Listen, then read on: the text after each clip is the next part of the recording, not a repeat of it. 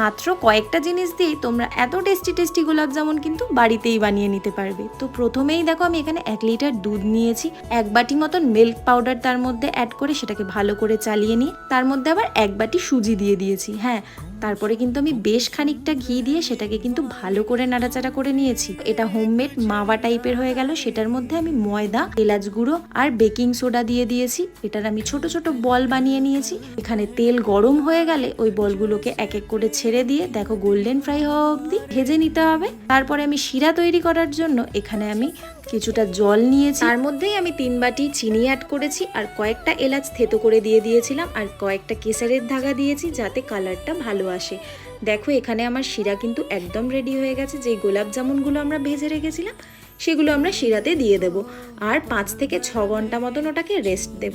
দেখো ফুলে ফেপে কেমন সুন্দর হয়ে গেছে না, আমাদের গোলাপ জামুন কিন্তু একদম রেডি।